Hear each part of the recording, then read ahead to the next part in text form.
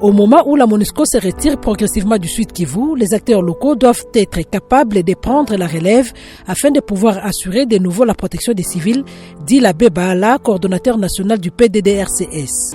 L'atelier que nous ouvrons aujourd'hui a une importance capitale.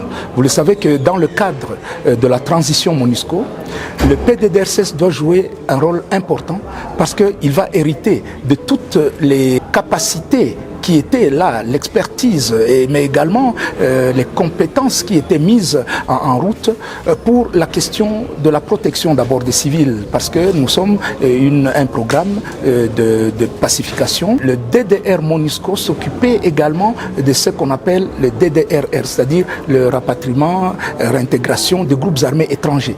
Et cela est encore une fois parmi les missions du PDDRCS. Il y a la transition MONUSCO qui a commencé au Sud Kivu. Les Nations Unies restent à nos côtés parce que les Nations Unies vont rester à travers les agents des Nations Unies, etc. C'est pour ça que nous devions, nous d'abord, prendre les devants, former nos cadres à pouvoir recevoir justement cet enseignement technique, à pouvoir planifier également la manière dont se fera ce travail. Nous sommes en train de faire beaucoup d'actions en Ituri avec la MONUSCO.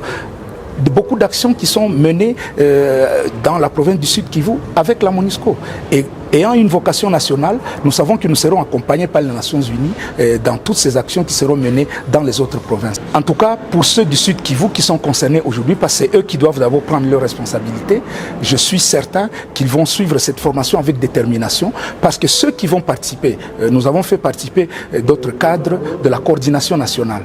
Ils seront aussi peut-être demain formateurs des formateurs. Donc le travail qui se fait aujourd'hui de formation va être couronné de succès si demain nous pouvons rencontrer la paix dans nos communautés. De son côté, la MONUSCO dit attendre du professionnalisme de la part des acteurs nationaux pour sécuriser les civils.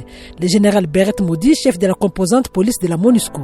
La MONUSCO se tient autour des acteurs nationaux pour que les décisions et orientations présidentielles qui ont été prises d'offrir à la population la paix à travers le désarmement, la démobilisation ainsi que la réinsertion de ceux qui détiennent les armes dans leur communauté.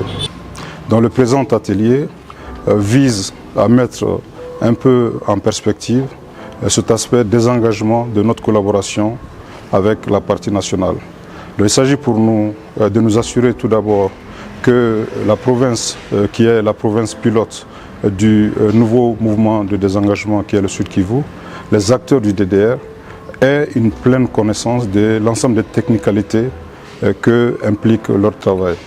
Et pour nous aussi, au-delà des aspects techniques de capacité individuelle à conduire le programme DDR, il est très important que dans les processus de planification, l'on puisse avoir la capacité de faire de très bonnes analyses de situation. La DDR n'est pas un programme qui vient de manière singulière se déployer et se développer tout seul. Et cela se déploie, se développe dans un ensemble où nous avons des engagements pris par le gouvernement pour le développement et nous avons des engagements pris par le gouvernement aussi pour la sécurité. Donc avec l'équipe du Sud Kivu et aussi avec la coordination nationale, et pour nous, notre attente de cet atelier, c'est qu'on puisse se projeter, que l'on puisse regarder quelles sont les conditions que doivent favoriser le DDR en amont, avec les différentes mesures qui peuvent être proposées, mais aussi en aval, que l'on puisse voir sur la base des attentes des populations, quels sont les meilleurs arrangements pour que ceux qui seront désarmés puissent être réellement pris en compte dans la société, puissent être réinsérés et acceptés par la communauté.